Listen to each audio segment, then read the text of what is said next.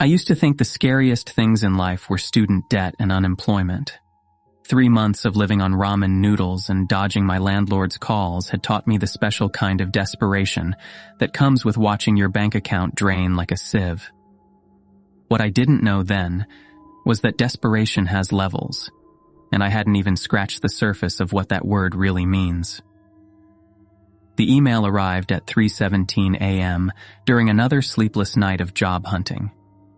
My laptop screen cast a pale blue glow across my studio apartment as I scrolled through endless listings demanding over 5 years' experience for entry-level positions.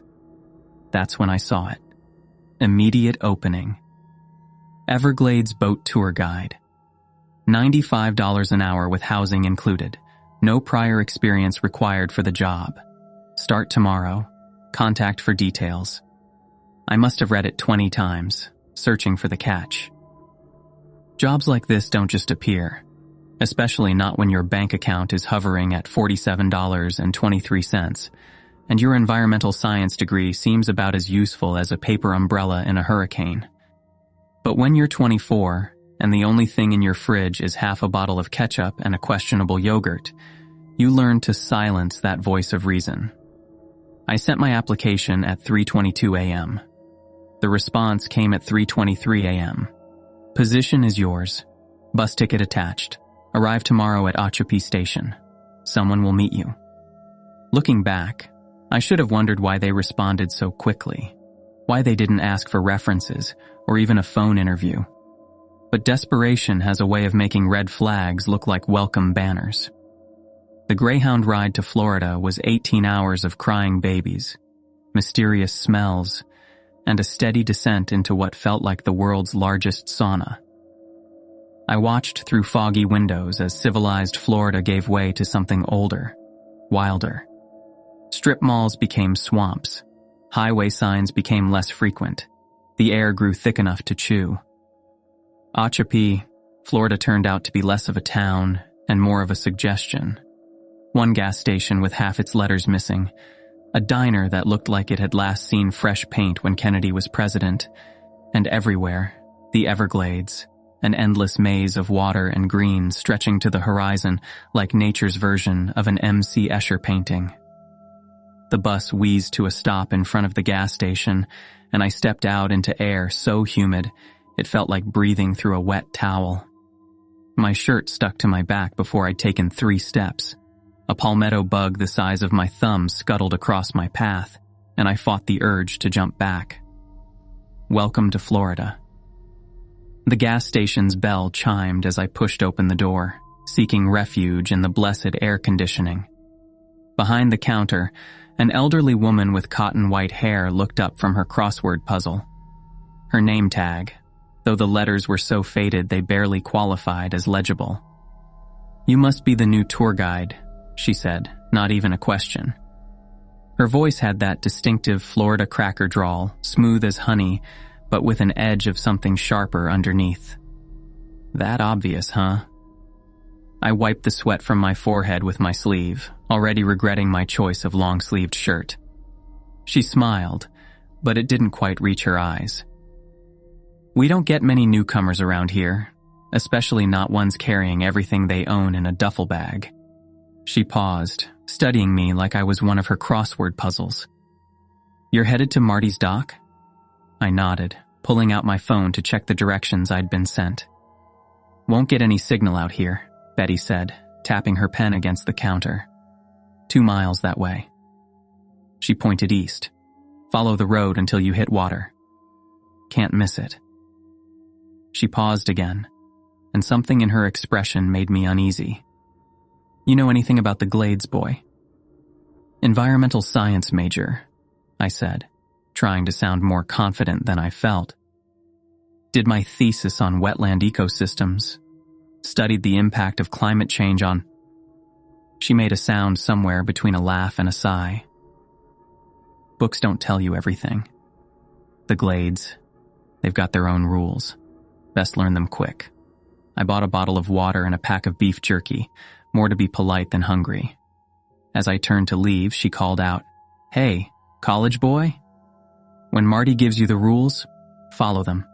all of them, no matter what. The walk to the dock was like traveling through soup. Even the insects seemed to be moving in slow motion, too heat-stunned to do more than buzz lazily past. By the time I arrived, my clothes were soaked through, and I'd drunk half my water. The dock itself was a weathered wooden structure that looked like it had survived more hurricanes than it should have. Several airboats were tied up, their metal fans gleaming in the harsh Florida sun. The wood creaked under my feet as I walked, and I noticed how some of the planks seemed to have been replaced recently, their color slightly off from their neighbors. Marty turned out to be exactly what you'd expect from someone who'd spent their life in the Everglades: leather skin, permanent squint, and a cigarette hanging from his lips like it was surgically attached. His gray eyes sized me up as I approached, taking in my city clothes and already wilting appearance. "Ben?" he asked, voice like gravel in a blender. "Yes, sir. Got your email about the job." He grunted, taking a long drag from his cigarette. The smoke curled around his head like a halo in the humid air. "You're early. Good. Means you might actually listen." He reached into his back pocket and pulled out a folded piece of paper, edges worn soft like old money. The paper looked old, really old, like it had been handled by countless hands before mine. The creases were so deep they'd nearly torn through in places, and water stains marked the corners. But the writing was still clearly visible, written in what looked like fountain pen ink. "These are the rules," he said, holding the paper just out of reach. "Before I give them to you, I need to know you understand something. This isn't some Disney World boat ride. The Glades, they're old.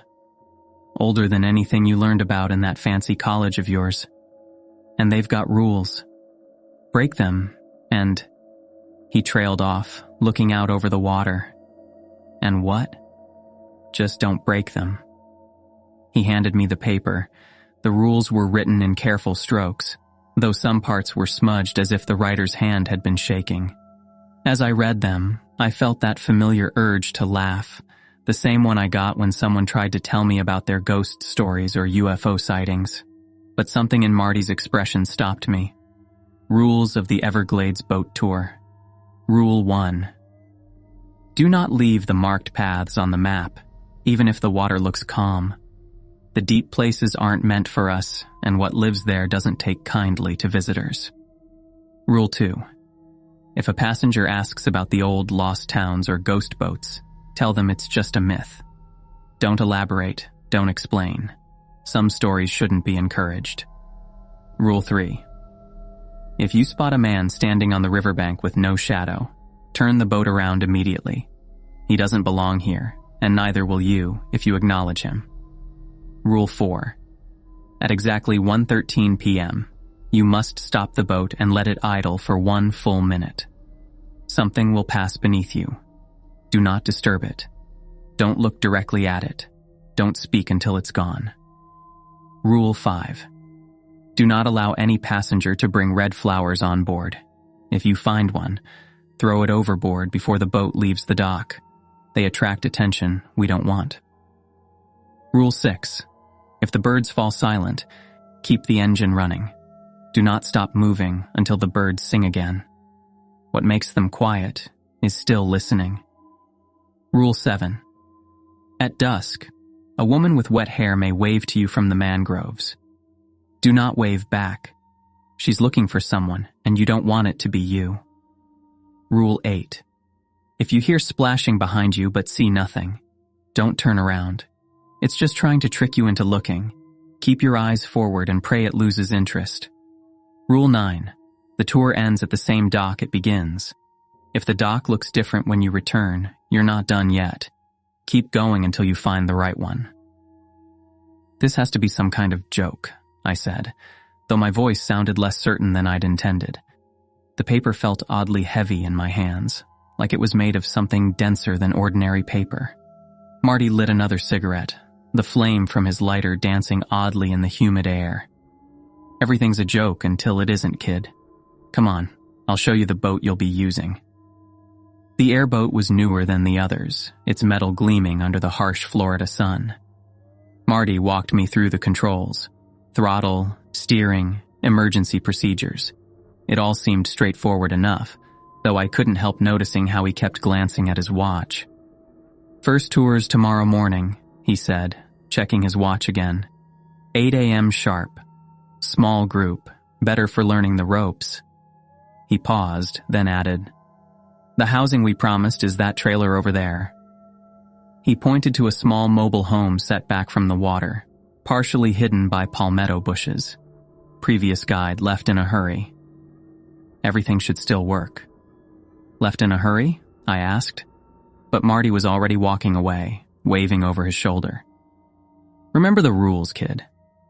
Every single one of them." The trailer was basic but clean, though there was something off about it. Personal items were still scattered around. A coffee mug in the sink, a jacket thrown over a chair, a book face down on the bedside table. It looked like someone had just stepped out and planned to return any minute. I spent that first night tossing and turning on the squeaky bed, listening to the sounds of the Everglades. The frogs created an endless symphony, punctuated by splashes and rustles that seemed to get closer as the night wore on. I kept the rules sheet on the bedside table, finding myself reading it over and over until the words began to blur. Morning came too quickly, the Florida sun blazing through the thin curtains like nature's alarm clock. I dressed quickly in the clothes Marty had left. Khaki shorts, a moisture-wicking polo with the tour company's logo, and a wide-brimmed hat. Professional but practical. My first tour group arrived right on schedule. Bob and Linda Matthews from Ohio, celebrating their 35th wedding anniversary, and Mike Chen, a photography student from UCLA working on his thesis about wetland wildlife. They seemed normal enough. Bob in his cargo shorts and fishing vest, Linda clutching her birdwatching guide, and Mike barely visible behind his camera equipment. "Welcome to the Everglades," I began, channeling every nature documentary I'd ever watched. "Before we begin, I need to go over some safety guidelines." The first hour was perfect. I pointed out birds, explained the ecosystem, talked about conservation efforts. Bob and Linda were the ideal tourists, gasping with delight at every bird sighting and asking thoughtful questions about the mangroves. Mike barely spoke, too busy with his cameras, though I noticed he kept framing shots of empty water, as if expecting something to appear. Then it happened. The birds went silent. It wasn't a gradual thing. One moment the air was filled with calls and songs. The next, nothing. Just the low hum of the boat's engine and the splash of water against the hull. The silence felt physical, like a weight pressing down on us. Rule number 6 flashed through my mind. If the birds fall silent, keep the engine running. Do not stop moving until the birds sing again. What makes them quiet is still listening. My hands tightened on the controls until my knuckles went white. I kept the boat moving, trying to act natural as I scanned the water. That's when I heard it. A soft splash behind us, like something large breaking the surface. "What was that?" Linda asked, turning to look. Her face had gone pale beneath her sun hat. "Probably just a gator," I said quickly, remembering rule number 8. They love to follow boats. Best not to look. Wouldn't want to encourage them. The splashing continued, growing closer. Mike raised his camera, but I stopped him. "Fish are camera shy," I lied. "You'll get better shots up ahead." For 5 agonizing minutes, we moved through the water with that thing following us. I kept my eyes forward, even when the splashing got so close it sounded like it was right beside the boat. The water rippled in ways that didn't make sense, creating patterns that seemed to form and dissolve before you could quite focus on them. Finally, a single bird called out, then another, and soon the air was filled with normal swamp sounds again. I checked my watch, 1:10 p.m. 3 minutes until rule number 4 kicked in. We were in a narrow channel now, mangroves creating a natural tunnel overhead, their roots twisted into the dark water like gnarled fingers. At exactly 1:13, I cut the engine, my heart pounding so hard I was sure the others could hear it. Taking a quick break, I announced, proud of how steady my voice sounded, "Perfect time for photos." "Oh, Bob, look at that bird over there." Linda pointed at a snowy egret perched on a branch, but I barely heard her. The water had gone unnaturally still, like glass. That's when I saw it. The shadow appeared slowly at first, just a darker patch in the already murky water. But as it moved beneath us, I realized how massive it was. It moved like a snake, but was far too large, with shapes that suggested limbs, or maybe tentacles. The shadow passed directly under the boat, and I swear I felt something brush against the hull. A light scratching that sent shivers up my spine. Bob leaned over, squinting at the water. "Did you see that? Looked like a big fish or something." "Manatee, probably," I said, my voice surprisingly steady. "They're common in these parts." But we both knew it wasn't a manatee. Manatees don't move like that. Manatees don't make the water feel colder just by passing through it. The minute felt like an hour, but finally, I restarted the engine. As we moved on, I noticed Mike checking his camera with a frown. Later, he told me none of his photos from that exact minute came out, just black frames where images should have been. The tour continued, and I started to relax slightly. We saw alligators sunning themselves on logs, herons stalking through the shallows, and even a shy manatee, a real one this time. The Matthews were thrilled, taking pictures of everything and sharing stories about their grandkids back in Ohio. Then Linda asked the question I'd been dreading. "Is it true what they say about the lost towns?" she asked, flipping through her guidebook. I read something about whole communities that disappeared out here. Rule number 2 kicked in immediately. If a passenger asks about the old lost towns or ghost boats, tell them it's just a myth. Don't elaborate, don't explain. Some stories shouldn't be encouraged. "Just local legends," I said quickly, perhaps too quickly. You know how these old places are. People love their ghost stories. But Linda wasn't done. "But I read that in 1973, an entire— Look," I interrupted, pointing at a completely ordinary osprey. "That's a rare sight this time of year." The distraction worked, but as I steered us away from that topic, I noticed something on the riverbank. A man standing perfectly still among the sawgrass. He was wearing what looked like an old-fashioned suit, complete with a fedora, but something about him seemed wrong. It took me a moment to realize what it was. The bright Florida sun was directly overhead, but he cast no shadow. Rule number 3 echoed in my mind. If you spot a man standing on the riverbank with no shadow, turn the boat around immediately. He doesn't belong here, and neither will you if you acknowledge him. I spun the wheel hard, making a sharp turn that sent water spraying. "Everything okay?" Mike asked, steadying his camera equipment. "Just took a wrong turn," I said, forcing a laugh. "These channels all look the same sometimes." As we turned, I caught one last glimpse of the man. He had turned to follow our movement, and although I couldn't make out his face under the fedora, I could have sworn he was smiling. The sun was starting to set as we made our final loop back toward the dock. The light had turned golden, casting long shadows across the water. Natural shadows, I kept reminding myself. That's when Mike spotted her. "Hey, look over there," he called out, raising his camera. "There's someone in the water." Rule 7. At dusk, a woman with wet hair may wave to you from the mangroves. Do not wave back. She's looking for someone, and you don't want it to be you.